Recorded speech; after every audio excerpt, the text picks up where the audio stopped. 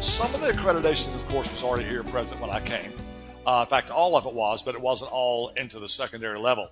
So our accreditations right now, we have basically two national accreditations, one in the United States and one in Panama, and then also international accreditation.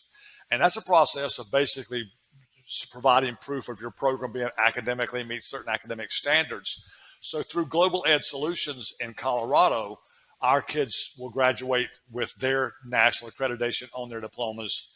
Plus, because from now we're not quite finished with the project that gives us Maduka accreditation at the secondary level, but we will be by the time summer ends. We will then have the national certification from Maduka, which is very important if kids want to go to college in Panama. And then also because we're connected through Global Ed Solutions, we're connected with Advanced Ed, and that's also a part of an organization called Cognia, and that's an international group.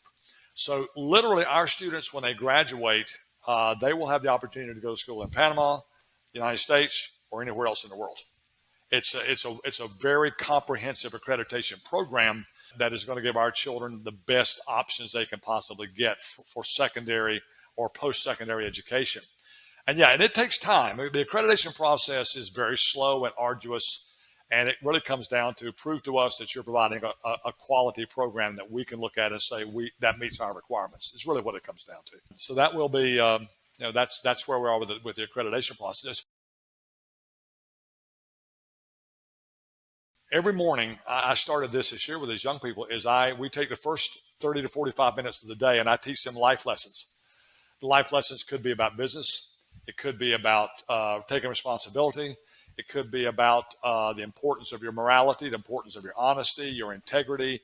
It's about preparing them to take a really prominent place in their society, wherever it is, a positive prominent place, because you can have a prominent place on both the positive and the negative.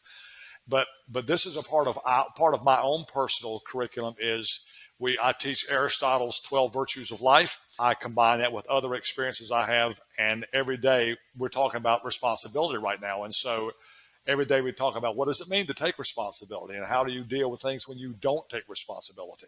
My goal, I don't teach curriculum, I teach people. And when I teach people, I'm teaching them how to live life outside of school. So I want them to understand what it means to go out and start a business, because some of our kids, their parents, several of them, their parents have started businesses here in Panama. They've gone through it. But I also want them to understand the value of money. I want them to understand what's going on with inflation and why we're having a problem right now worldwide with Russia. So it's a combination of things that I teach young people to help them find their place in the world, be a positive contributor to whatever society or culture they're involved in. And I take that as seriously as anything I teach. My kids will tell you that. They know I love them. I love them to death. And I want them to be successful in life. I'm sorry, this is always an emotional thing to me. I became a teacher to influence people to do right and to learn and to live the right kind of life. And that's all I've ever known, and it's all I'll ever do. When I can't do that anymore, I'll quit. It's as simple as that.